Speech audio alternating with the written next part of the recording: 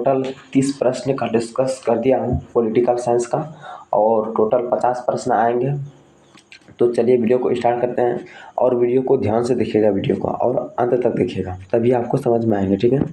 तो चलिए question number 31 की ओर बढ़ते हैं। क्वेश्चन नंबर 31 क्या कह रहा है? तो क्वेश्चन नंबर 31 कह रहा है, सामूहिक रूप से कैबिनेट उत्तरदायी है।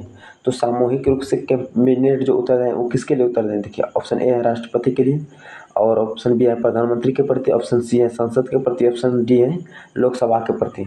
तो कैबिनेट जो उत्तरदायी है वो किसके प्रति उत्तरदायी है? तो प्रधानमंत्री के प्रति उत्तरदायी है। किसके प्रति उत्तरदायी है? तो प्रधानमंत्री। इसका राइट आंसर ऑप्शन है ए हो जाएंगे। यानी कि कैबिनेट, प्रधानमंत्री की चर्चा, यानी कि मंत्रिपरिषद की चर्चा संविधान के किस आर्टिकल में दिया गया है? मंत्रिपरिषद की चर्चा। तो यह आर्टिकल 74 में दिया गया। किस में दिया गया? 74 में दिया गया, सॉरी यह आर्टिकल 74 में दिया गया, ठीक है। और 75 में जो दिया गया है, यह मतलब कि नियुक्ति करेगा राष्ट्रपति प्रधानमंत्री की सलाह पर मंत्रिपरिषद का, ठीक है। और मंत्रिपरिषद का सबसे बड़ा मंत्री जो होता है, मतलब कि सीनियर जो होता है मंत्रिपरिषद का, वो कौन होता है? जैसे कि देखिए, या वह मंत्रिपरिषद और मंत्रिपरिषद का जो अध्यक्ष होता है वो प्रधानमंत्री होता है। कौन होता है? वो प्रधानमंत्री होता है। और सबसे बड़ा मतलब सबसे सीनियर जो होता है वह कैबिनेट मंत्री होता है। कौन होता है? कैबिनेट मंत्री, ठीक है। और उससे छोटा मतलब कि इससे जो कम होता है कि कैबिनेट मंत्री से जो जूनियर होता है वो कौन होता है? वो होता है राज्य मंत्री। कौन होता है? राज्य मंत्री। और इससे भी जो छोटा होता है वो होता है उप मंत्री। कौन होता है? तो वो होता है उप मंत्री, ठीक है। तो चलिए अब क्वेश्चन नंबर 32 की ओर बढ़ते हैं। क्वेश्चन नंबर 32 कह रहा है, भारत का प्रथम उप प्रधानमंत्री कौन था? तो भारत का जो प्रथम उप प्रधानमंत्री था वह सरदार वल्लभ भाई पटेल था। इसे मतलब कि लौह पुरुष के नाम से भी जाना जाता है, ठीक है। लौह पुरुष भी इसे कहते हैं, सरदार वल्लभ भाई पटेल को। और इसी का मतलब कि स्टैच्यू गुजरात में statue of unity, statue of unity किसका है? गुजरात में जो है सबसे बड़ा इमारत है इसका, मतलब कि सबसे बड़ा स्टैच्यू, यानी सबसे बड़ा मूर्ति जो है स्टैच्यू ऑफ यूनिटी है जो गुजरात में, ठीक है। और क्वेश्चन नंबर 33 को बढ़ते हैं। क्वेश्चन नंबर 33 है, वो संसद का उच्च सदन कौन कौन सा है? तो संसद का जो उच्च सदन है वह राज्यसभा है। कौन है? उच्च सदन राज्यसभा है, और निम्न सदन जो है वो लोकसभा है, ठीक है। संसद का उच्च सदन राज्यसभा, इसका राइट आंसर ऑप्शन सी हो जाएंगे। और निम्न सदन जो है वो लोकसभा है, ठीक है। और आपको बता दें वर्तमान में लोकसभा में सीटों की संख्या कितनी है? तो वर्तमान में लोकसभा में सीटों की संख्या कितनी है? तो 545 है, ठीक है। और राज्यसभा में सीटों की संख्या कितनी है? तो 245, ठीक है।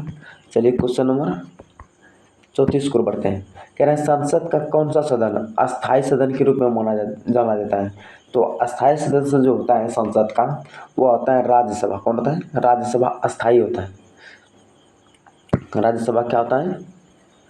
यह मतलब कि लोकसभा वो अस्थायी होते हैं। क्या होता है? वो अस्थायी, ठीक है। वो अस्थायी, यह क्या हुआ? लोकसभा, ठीक है। और ये क्या हुआ?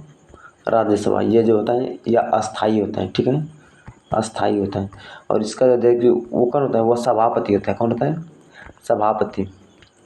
और इधर का मतलब कि मंत्रिपरिषद मंत्री लोग होता है, मंत्रिमंडल सब। चलिए क्वेश्चन नंबर 35 को बढ़ते हैं। क्वेश्चन नंबर 35 कह रहा है, वित्त बिलों को किस सदन में पहले प्रस्तुत किया जाता है? वित्त बिलों को किस सदन में पहले प्रस्तुत किया जाता है? तो वित्त यानी कि धन से रिलेटेड जितने भी मामला हैं, धन विधेयक ये सब, मतलब सब जो किस में पहले प्रस्तुत किया जाता है? तो वह लोकसभा में पहले प्रस्तुत किया जाता है। वित्त विधेयक हो गया, धन विधेयक हो गया, ये सब पहले लोकसभा में प्रस्तुत किया जाता है, और उसके बाद जाता है राज्यसभा में।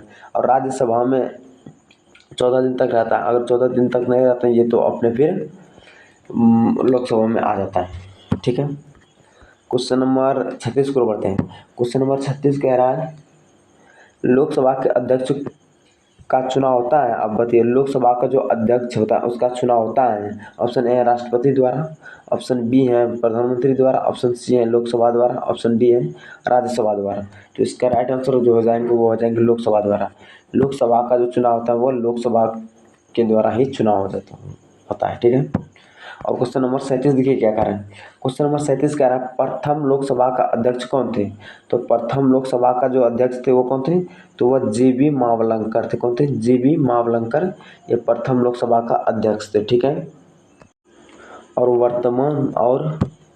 वर्तमान में जो है, वर्तमान में लोकसभा का अध्यक्ष ये कौन है, तो ओम बिरला है। कौन है, तो ओम बिरला है, ओम बिरला, ये अभी वर्तमान में लोकसभा का अध्यक्ष है। ठीक है, और प्रथम लोकसभा का अध्यक्ष कौन थे, तो प्रथम लोकसभा का अध्यक्ष जो थे वह जीबी मावलंकर और अब वर्तमान में ओम बिरला है। ठीक है, अब क्वेश्चन नंबर 38 को बढ़ते हैं।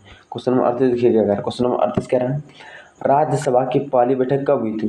तो राज्यसभा की जो पहली बैठक हुई थी वो कब हुई थी, तो राज्यसभा की पहली बैठक जो हुई थी वह 13 मई 1952 को हुई थी। ठीक है, इसका राइट आंसर ऑप्शन सी हो जाएंगे। तो चलिए क्वेश्चन नंबर 39 को बढ़ते हैं। क्वेश्चन नंबर 39 देखिए क्या कह रहे हैं भारत के नियंत्रक और महालेखा परीक्षक की नियुक्ति कौन करता है। तो भारत के नियंत्रक और महालेखा परीक्षक की नियुक्ति मतलब कि सीएजी की नियुक्ति कौन करता है, तो सीएजी की नियुक्ति राष्ट्रपति करते हैं। कौन करते हैं, राष्ट्रपति करते हैं। ठीक है, और सीएजी का चर्चा अपने संविधान के कितना आर्टिकल में दिया गया है, तो आर्टिकल 76 में सीएजी का चर्चा दिया गया। ठीक है, तो इसका नियुक्ति कौन करता है, तो राष्ट्रपति करता है। ऑप्शन ए इसका राइट आंसर हो जाएगा। ठीक है, तो चलिए क्वेश्चन नंबर 40 को बढ़ते हैं। यह लास्ट प्रश्न है मेरा। और सर्वोच्च न्यायालय के मुख्य न्यायाधीश की नियुक्ति कौन करता है। तो सर्वोच्च न्यायालय का जो मुख्य न्यायाधीश है इसका नियुक्ति कौन करता है। ऑप्शन ए है प्रधानमंत्री, ऑप्शन बी है राष्ट्रपति, और ऑप्शन सी है लोकसभा, ऑप्शन डी है राज्यसभा। तो क्या कर रहा था क्वेश्चन कह रहा था सर्वोच्च न्यायालय के मुख्य न्यायाधीश, यानी कि सर्वोच्च न्यायालय के मुख्य न्यायाधीश यानी CJI यानी चीफ जस्टिस ऑफ इंडिया, यानी कि मुख्य न्यायाधीश, और इसका नियुक्ति जो करता है वह राष्ट्रपति द्वारा किया जाता है। किसके द्वारा किया जाता है, तो राष्ट्रपति के द्वारा सर्वोच्च न्यायालय के मुख्य न्यायाधीश की नियुक्ति राष्ट्रपति द्वारा किया जाता है। ठीक है, इसका राइट आंसर ऑप्शन बी हो जाएंगे। तो thank you for watch my video. ठीक है, अब इसका और एक वीडियो आएंगे तो फिर पॉलिटिकल साइंस खत्म हो जाएंगे, इसके बाद ज्योग्राफी स्टार्ट करेंगे। तो आप लगे रहेगा और डेली मतलब कि वीडियो को देखिएगा तभी आपको याद होगा ये। ठीक है, तो थैंक यू।